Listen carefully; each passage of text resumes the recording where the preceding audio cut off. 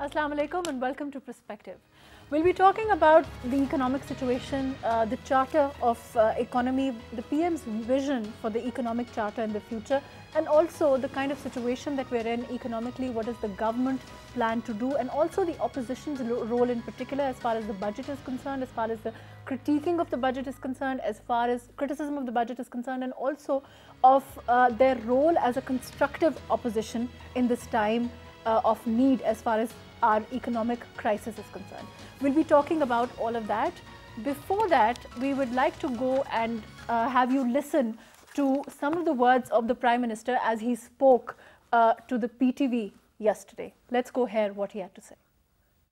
हमने FBR को ठीक करना है, FBR की रिफॉर्म करनी है। अवाम से जो मैं उम्मीद रखता हूँ कि अवाम ने टैक्स इसलिए देना है कि जिधर आज पाकिस्तान पहुंच गया, अगर अवाम अब टैक्स नहीं देगी, हम ये जो कर्ज़ों की दलदल में से नहीं निकल सकते। जब भी कौमें निकली हैं मुश्किल वक्त पे, तो जो लीडर होता है वो अपने पेट पे पत्थर बांधता है, यानी वो ख़ुद अपने से शुरू करता है। मैं अपना कह सकता हूँ, मैंने अपने से शुरू किया। हम 30 करोड़ रुपया कम किया जो प्राइम मिनिस्टर ऑफिस है। मैं प्राइम मिनिस्टर हाउस में नहीं रहता, और पहली दफ़ा पाकिस्तान की फ़ौज ने, यानी जब कि हमारे जो दुश्मन हैं वो अपने डिफेंस बजट बढ़ा रहे हैं, पाकिस्तानी फ़ौज ने फ़ैसला किया कि देखते हुए कि हम क्या कर रहे हैं, लीडरशिप क्या कर रही है, उन्होंने अपने एक्चुअली ख़र्चे कम किए। NRO ने ही इस मुल्क को यहाँ पहुँचा दिया है। NRO ने 10 सालों में पाकिस्तान का कर्ज़ा 6 ट्रिलियन 6,000 अरब से 30,000 अरब पे पहुँचा दिया। और इसलिए हमने इस मुल्क में वापस वो निज़ाम लेके आना है जो अल्लाह का निज़ाम है, सज़ा और जज़ा का। जो लोग, जो टैक्स पेयर, मेहनत कश लोग हैं, हमारा काम है उनको ऊपर उठाना इस माशरे में।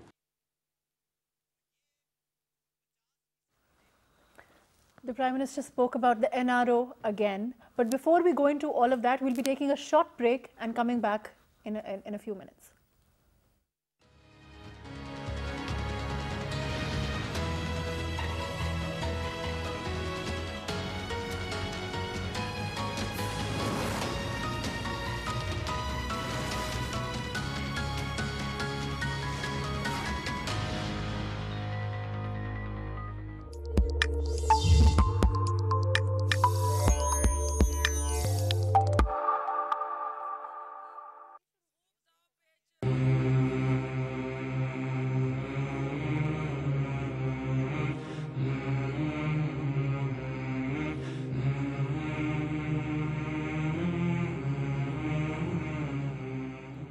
It's time for Isha prayers in Rawalpindi, Islamabad.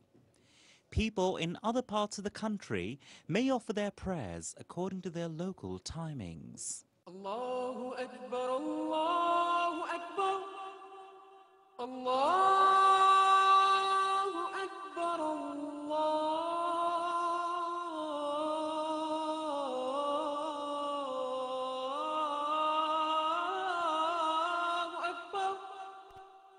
أشهد أن لا إله إلا الله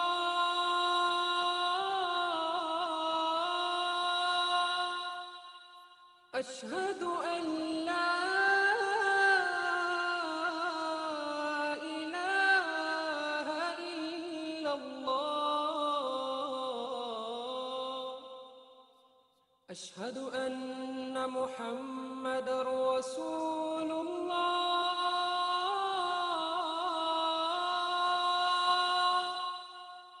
أشهد أن محمد رسول الله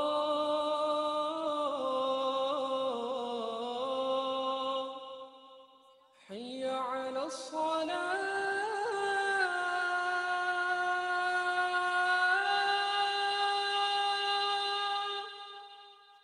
حي على الصلاة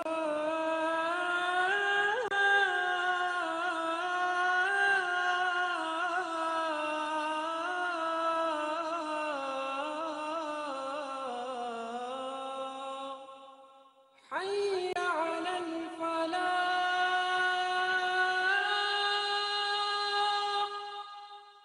حي على الفلاح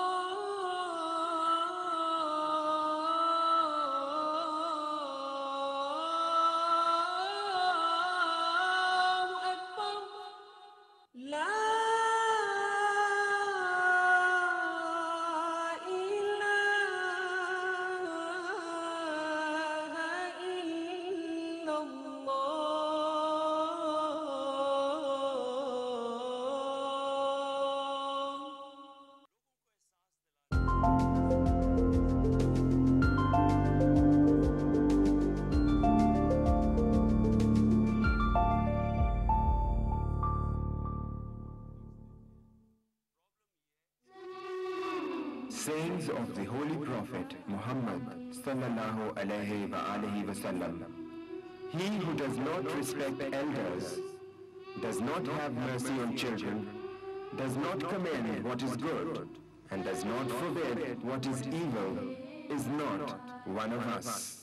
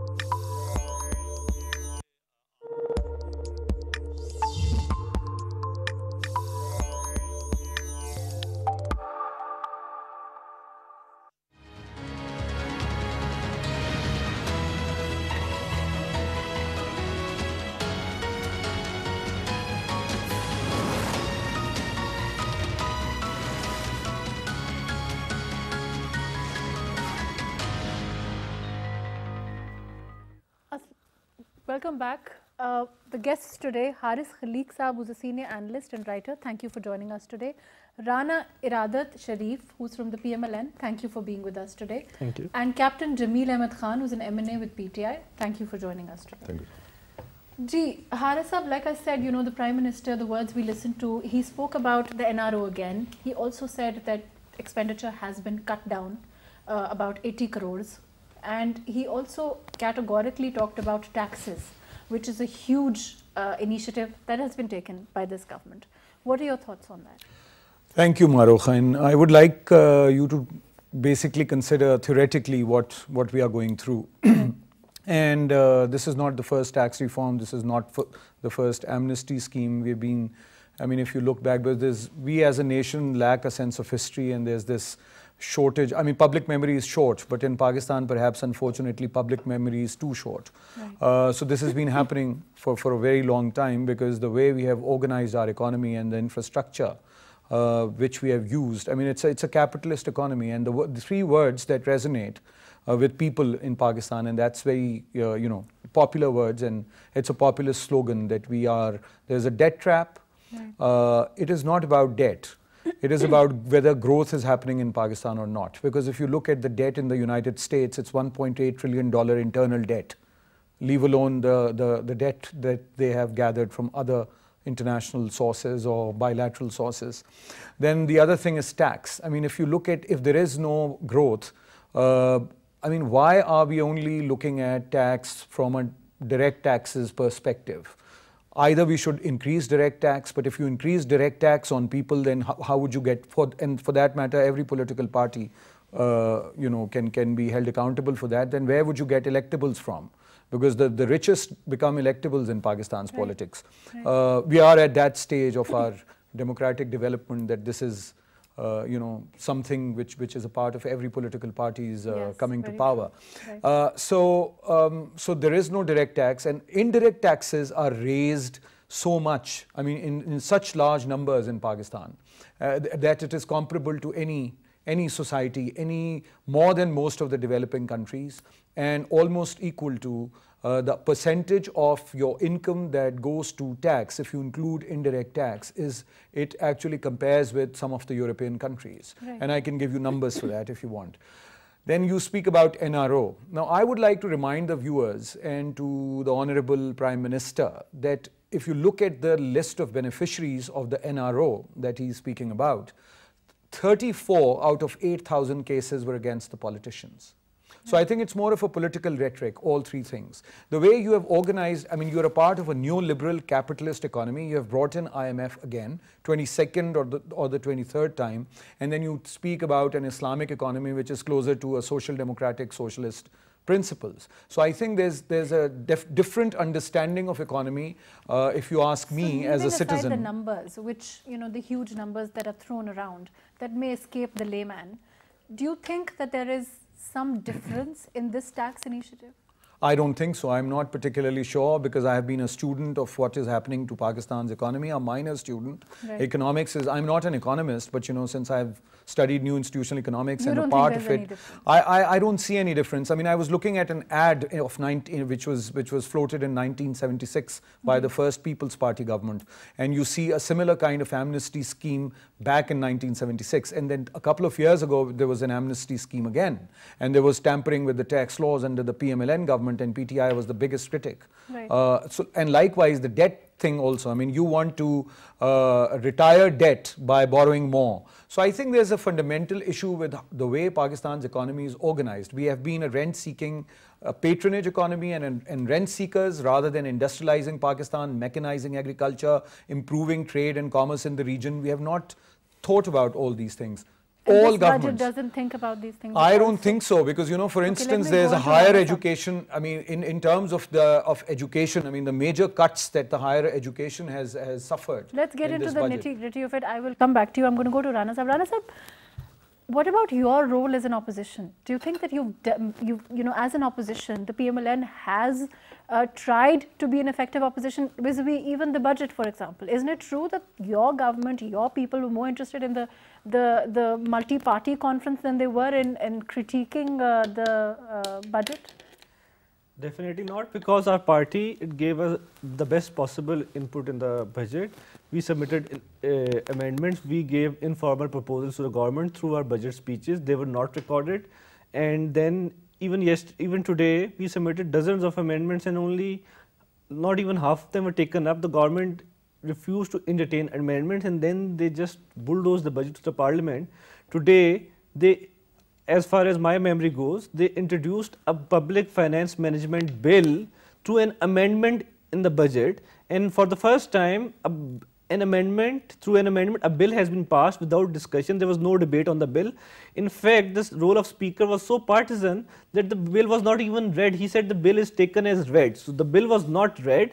Nobody knew what they were voting for, and the government just bulldozed the bill through. It might have been a good bill, but there was no debate in the parliament. And if the parliament is not going to debate the legislation, then what's the use of parliament? Already there's a lot of propaganda against the parliament that the legislators are not really interested in legislative activity. But today, it was repeatedly pointed out by the opposition that this legislation is being passed without debate and through an amendment, and nobody has actually read the bill because the copies of the bill were made available an hour or half an hour before the bill was passed, and there was nobody from the PTI even knows what the bill is about, but still it was passed through a majority vote. So the government is not at all interested, and opposition, they have been delivering through constructive criticism in the parliament, but the problem is that the government is not a government. The government is with the mind frame of an opposition.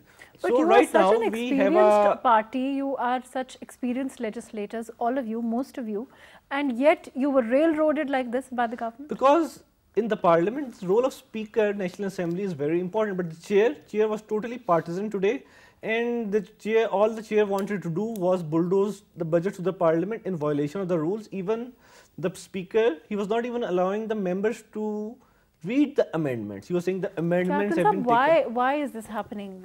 Why is the PTI doing this? Why is the PTI not letting the opposition play its role as a valuable opposition? On the one hand, of course, there's this whole criticism, which is what Rana Sahab is also saying, that, you know, they're more loyal to their leadership than they are to the country as far as, you know, the issues are concerned, as far as the economy is concerned, as far as the issues that should matter to their own, you know, their own constituencies.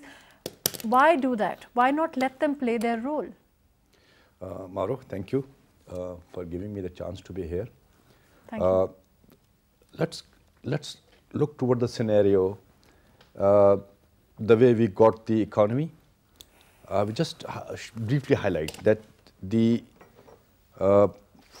41 billion US dollars foreign debt once they took over, Right. and by the time they left, it was 97 billion US dollar.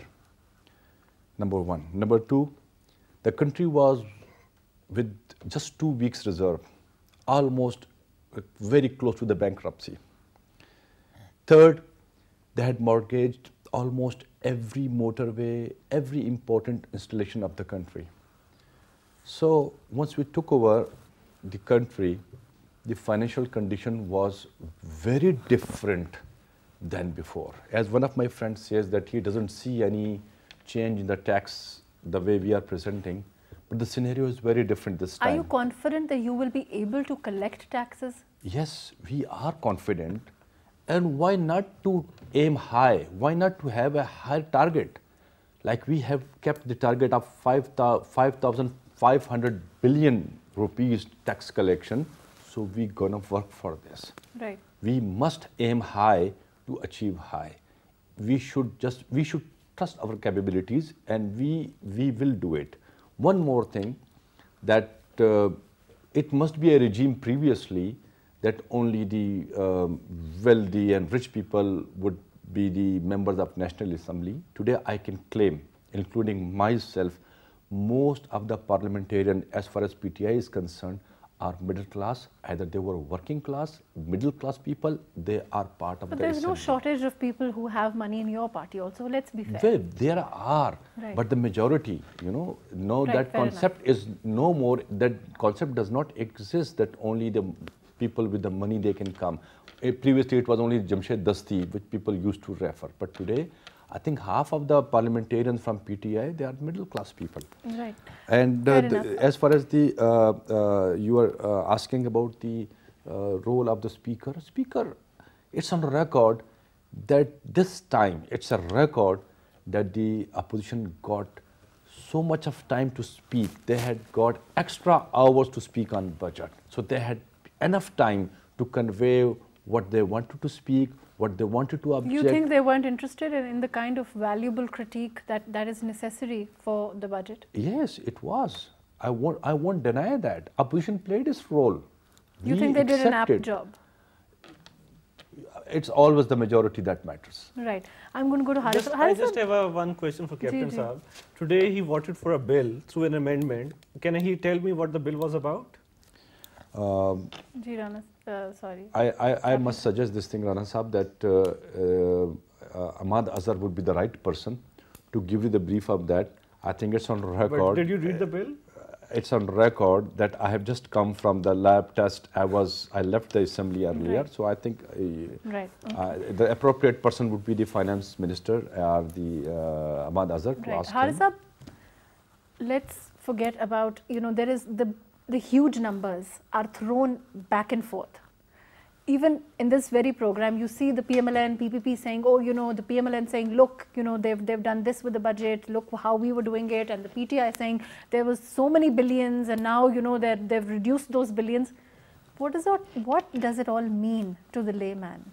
As far as inflation is concerned, as far as, the devaluation is concerned, which is of primary concern to each and every individual.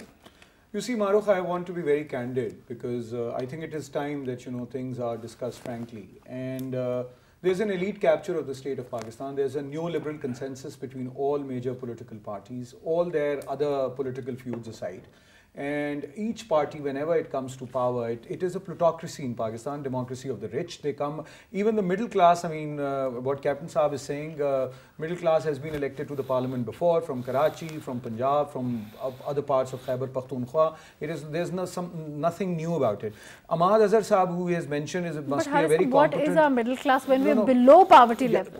Allow me to come to that. Ahmad Azhar Saab himself is son of somebody who was a PMLN leader. Most of the people in the PTI you find have come from PPP or PMLQ or PMLN or ANP. So you see, the class does not change. And I think we need to, even people who are enlightened within that class have to start appreciating that Pakistan cannot grow and the society cannot become healthy and the economy cannot be healthy unless this elite capture is broken. Now, what you find for the middle class actually, unfortunately, has been the least progressive in Pakistan. It has always supported the elites because they have this desire psychologically to become a part of that elite. Pakistan's working class is completely disconnected from what the middle and the affluent middle and the elite thinks. But they are being affected. No, they are being affected, and they will be 4 million people will be pushed under the poverty line during this fiscal year. The growth rate projected is 2.4. I mean, it is interestingly, Prime Minister has signed 3 different documents which have 3 different growth rates mentioned.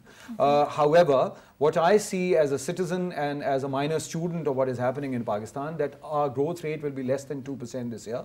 And God forbid, if there is a bad crop, if there is a bad wheat crop or a cotton crop, then we are in a mess. So there is no innovative solution that the incumbent government has offered. I think the same solutions were being offered by the PMLN.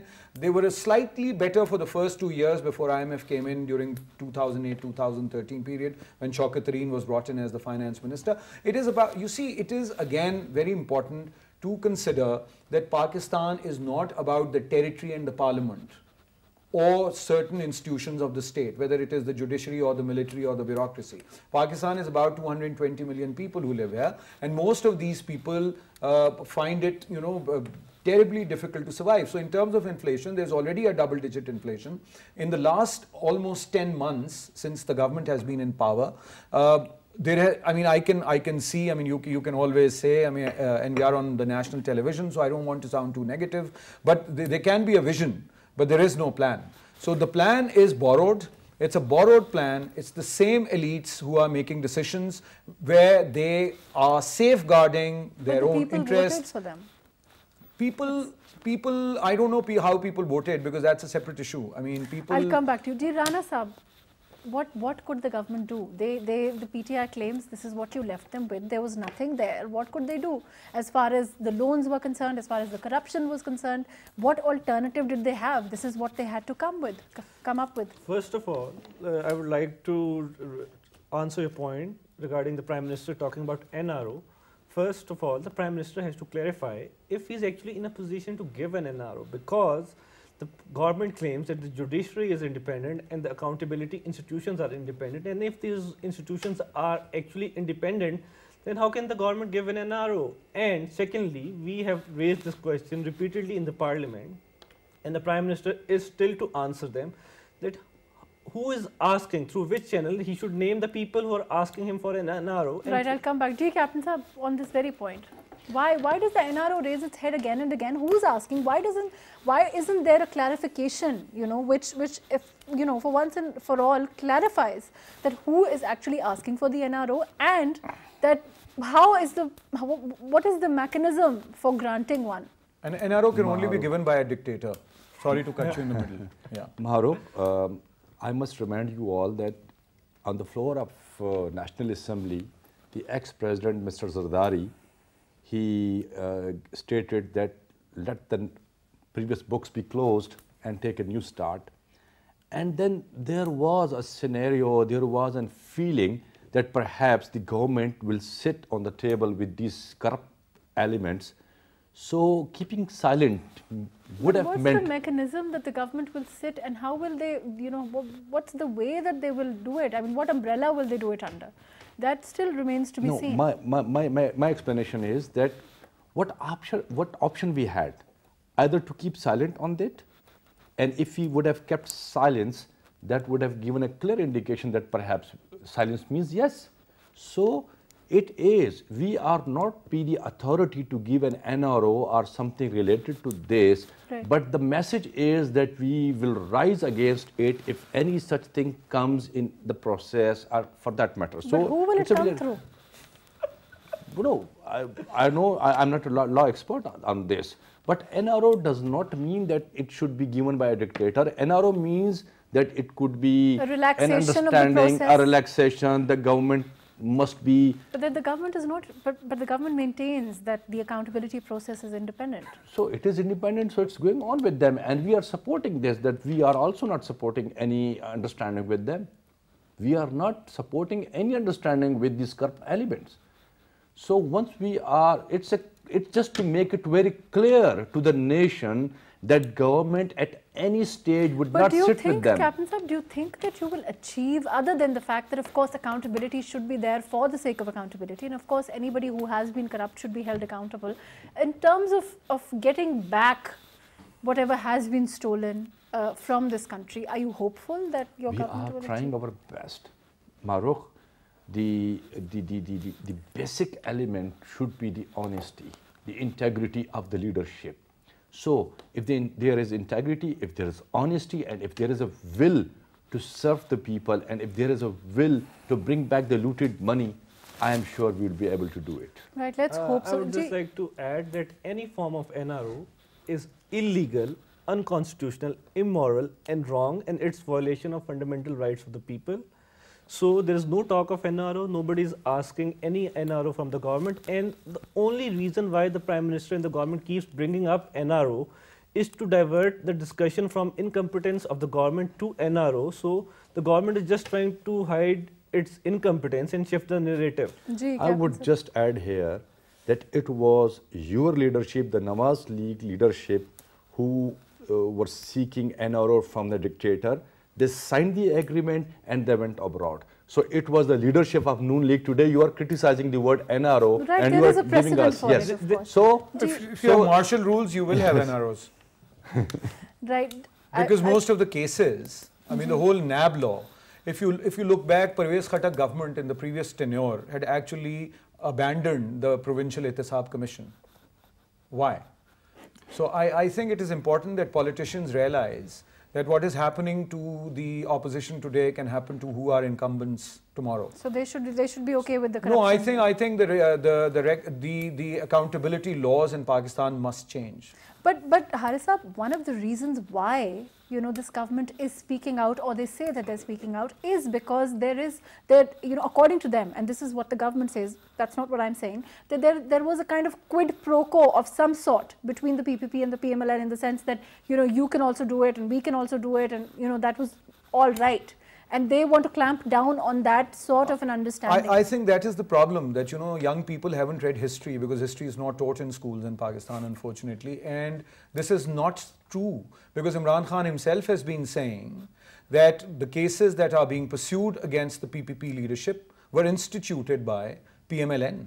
So how can you have two arguments at the same time which compete? No, they were instituted by the PMLN, but on the other hand, they were instituted to have a sort of, a sort of a stick, and then, I don't think so. I think you go back to how IJI was formed and how PPP was demonized and how all these cases were, again, between 96 and 98, But isn't it a fact that Pakistan has been a victim of corruption for a long time? Pakistan has been a victim of corruption as much as any developing country in the world is. I think this whole,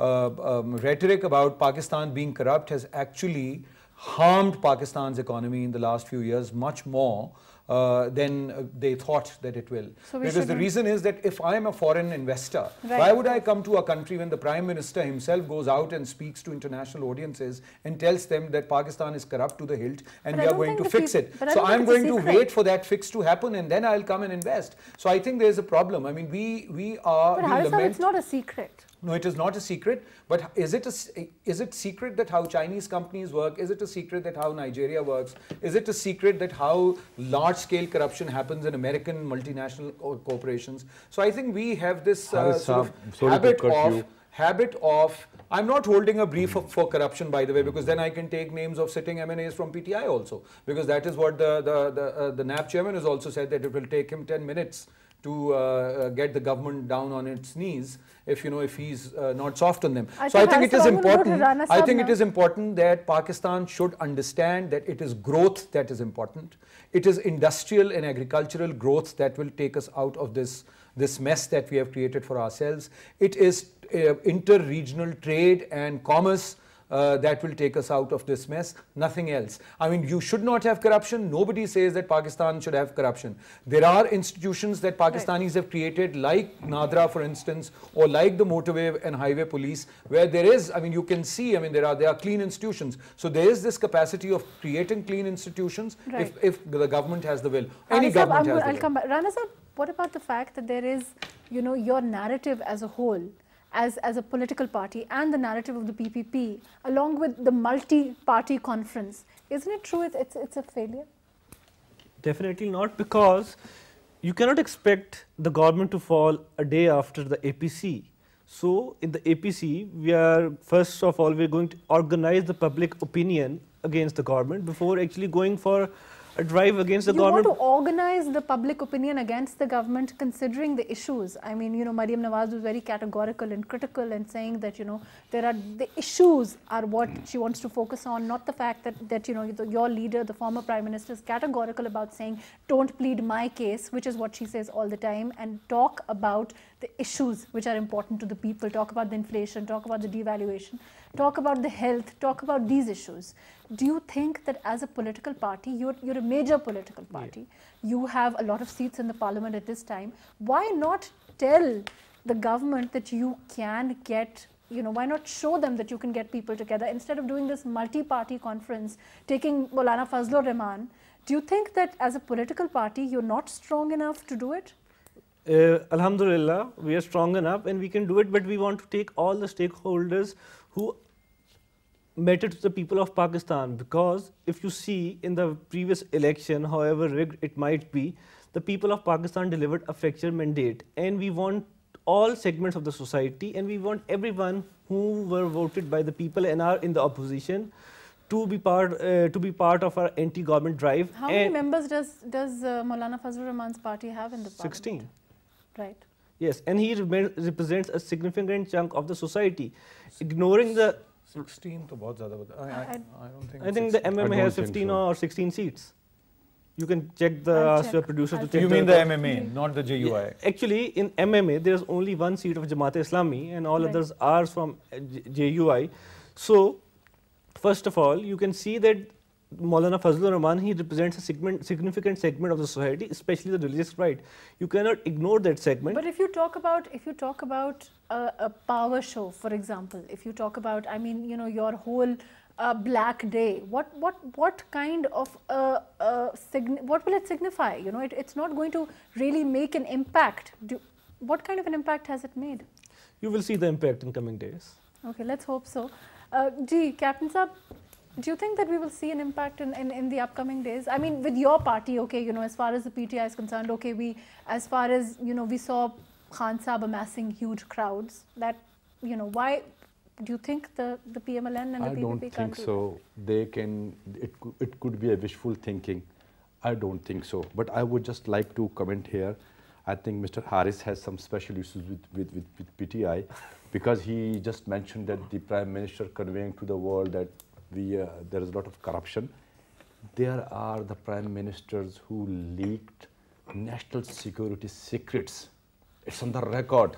You forgot to mention. Beginning from Fatima Jinnah. They are. Who was the first traitor? I think you will fall in the same trap. I would not. You have to be very sure about calling other politicians traitors. You should not talk like this. You should not name on the national media like this. We can mention that. No, I don't think so. You should have the evidence for that. No, I have the evidence. I have the evidence. Fatima Jinnah was called a traitor by General Ayub Khan. No. Calling someone a traitor is something else. So I think we have to be very careful. There had been issues. There had been no, but I think the point that Rana Saab was, I think we're moving away from the point, but the point the Rana Saab was making was that the image of the country is important as far as the foreign investors is concerned, and this is what Harris Saab was saying. The entire world knows this thing, that there is corruption in Pakistan. We are, our standing in the corruption, you see, the standing in the corruption is, I think we are in the top 10. Captain Saab, what about the narrative of, let's move on, the narrative of the PMLN? They're saying that, look, we dealt with it much better. Let's look at the dollar. Let's look at the price hike. Let's look at the inflation. And look what this government is doing in the very first year of its coming through. They are proven thieves. The one but do you think they're better economy managers? The thieves could be the better economist, I think so, if the honest people cannot run it then. So I will take it that way. The senior most leader is convicted, declared thief by the highest court of Pakistan, and he is in the jail. The other are facing their ex-finance minister who played havoc with the economy of Pakistan. He is absconder. He is hiding. He is not facing the courts. He should come and face the courts here. On that very point, Harris Saab, before I go to Rana Saab, as far as the PMLN is concerned, Mariam Nawaz Sahiba said when she was asked by a reporter why the former finance minister is not coming, why isn't he why isn't he being held accountable, or why isn't he being held answerable, because he's not coming and he's in the UK. And she said, why should he come? I think it's a good thing that he's not coming, because you know, there's no justice here, and when there will be justice, then he will come. You see, I think he should have come back, and he should have followed his leader. I mean, who's his leader? And it is important that if you do not believe in the justice system, then you shouldn't be filing appeals. So And you can't if they are choose filing at what appeals, convenient if time to if believe in the if they are justice. filing appeals, I mean, they should. If they are politicians and they think that they are right, then they should come back. They should face the courts like Asif Zardari did. They should face the courts like Nawaz Sharif is doing. Whether you like them or not, whether you agree with them or not, is a separate thing. You have to. I mean, I don't think it's a good idea that you abscond. That is not right. And he has been a finance minister. He should come out and clarify his position. If he's wrong. You see, if he's wrong, or if he's wrongly convicted, then you would go to the same court for an appeal. I mean, that is what Nawaz Sharif is doing. I mean, he's contesting the But she's saying the they have decision. no confidence. So I don't. Well, if there is no confidence, then why did her father come back? So I think if you want to continue as a political as a politician in this country, you have to face the courts. Perhaps you have to. It's a long haul. It's a struggle. Right. If you see it as a struggle, then you better participate in that struggle. Rana Sahab, is it? I mean, of course, a family politics is a huge part of Pakistani politics. There's no denying that. As far as the PMLN is concerned, the PPP is concerned, And the PTI. well, the PTI, it remains to be seen. You need to because see the dynasties inside the PTI, inside the right, parliament. but let's talk about, I mean, this is the first run. I mean, we have to give them that. They haven't been here for the longest time. There's no air, as far as, there's no who's going to then ascend the throne and all of that. But, so to speak. But according to you, Rana Sahab, do you think it's because her statement seems to suggest that, if you do come back in power, the political party, and there is, of course, there's a family dynamic involved, and he knows that, and the former finance minister knows that he will be able to come back. Therefore, there's no... First of all, I would like to answer the questions raised by my colleague. First of all, PMLN has been a victim of political victimization. And if you see the court verdict, but if it has been, you have to let me answer his questions. I will, but because if you there are has just been, putting questions at him, and then when you are not allowing me to respond to him. No, I'll let you answer. Please do. But I'm just trying to say that, okay, there is political victimization. But like Haris Saab is saying, that political victimization, Mian Nawaz Sharif is facing, his daughter faced, she went to court. Why are the rules different for the former Ishaq Dar Saab? First of all, I'll respond to your question later. First, I will answer his questions. First of all, if you read the verdict in which Mian Saab was convicted, it clearly said the corruption has not been proven. Right. However, since it was not possible that if Mian Saab was a free man and he was campaigning for PMLN, then it was not possible to make PTI win. So the verdict was forced in favor of PTI because the only beneficiary of the verdict was PTI. And then I would like to point out to my friend that he's talking about PMLN and People Party are full of thieves. He should just look inside his own party. There was a major drug price increase, and there were billions of corruption, and nothing happened. And when someone even asked a question regarding this was raised in the National Assembly, and the government even refused to investigate it, and it was requested that this matter should be requested to the parliamentary committee to just investigate the drug price hike. However, the government refused because they had a lot of stuff to hide and they wanted to cover their tracks, and nobody is behind the bars and nobody is facing an investigation in the drug price hike. However, the government still claims to be angels. And do you think Ishaq Dar Saab will come back? Definitely. He will face the courts? Yes.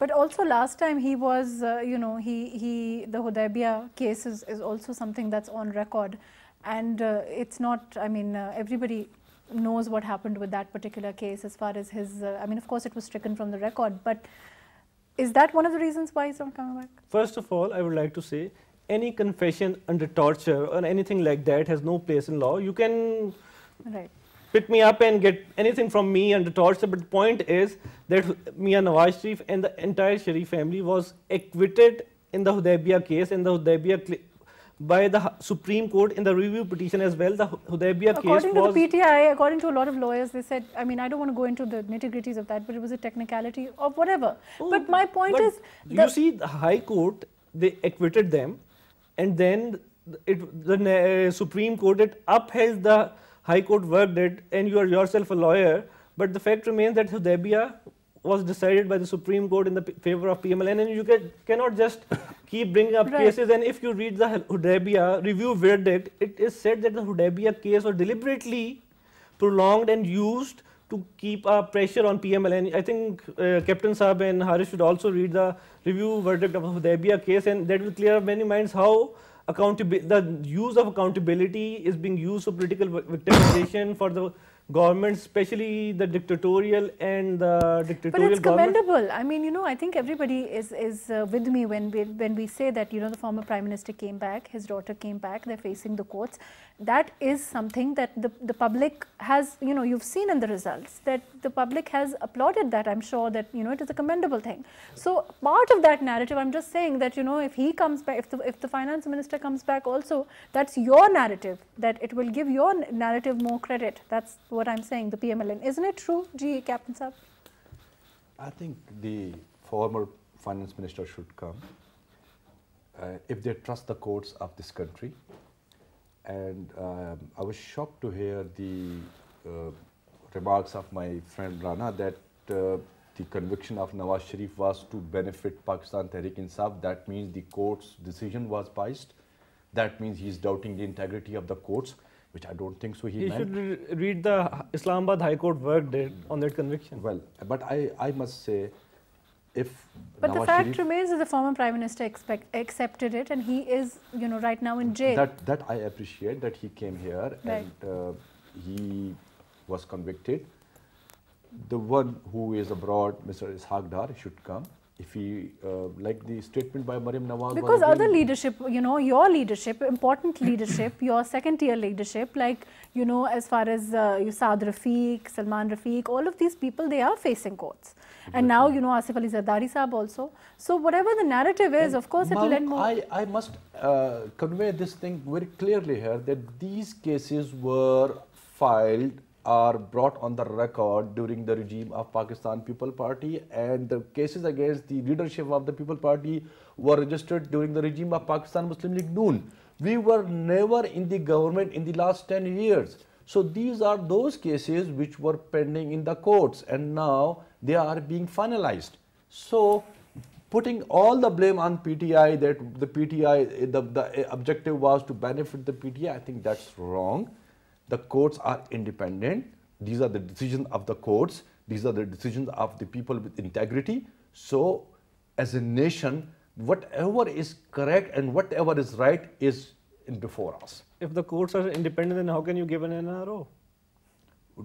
I never said that we are giving an NRO. The Prime Minister says that I am being asked for NRO, and the Prime Minister has been saying it since the day he got elected. But you're denying that you will not give an NRO. So but how can they even give an NRO? This is not legally possible if the judges are independent. My last point, this last point, then he can continue. PTI can only give an NRO if they admit that the judiciary is under the control of PTI. No, otherwise, there can be no NRO if the judiciary is independent, and then the people will face the cases. So either PTI and my colleague Captain Saab have to decide that whether they are being asked for an NRO and they are in a position to give an NRO, I would like to or they have to say that the judiciary is independent. I would like to respond here. NRO is a word, it's a term.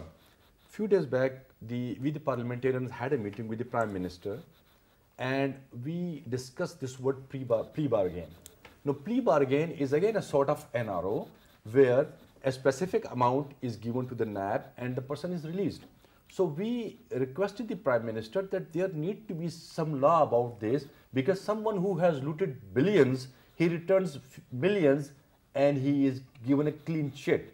So all the parliamentarians were of the opinion that this sort of relaxation, we need to bring some law so that anyone who has done a corruption should be penalized accordingly. So by NRO does not mean, it is like the word plea bargain is again a NRO. I agree, there should be no scope for plea bargain, and the Supreme Court has already ruled that plea bargain is no longer feasible under the law. So I would like to remind my friend Captain Saab that there is no concept of plea bargain in the legal system anymore. So there is no NRO, it's just rhetoric by the government to divert attention from the people.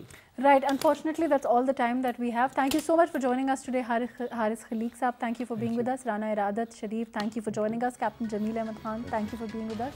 As far as an NRO is concerned, accountability is concerned, the process of accountability, bringing back the money is concerned, certainly we hope the government can achieve that. We hope that the government can actually get somewhere where with the economic crisis as far as Pakistan is concerned, and Charter of Economy is something that is being talked about. I think it's time that all political parties across the board sit together and just talk about the very real issues of this country, economy being one of them, because if there is no country, if there is no nation, then all of these battles, all of these debates will be useless. Thank you so much for joining us today on Perspective.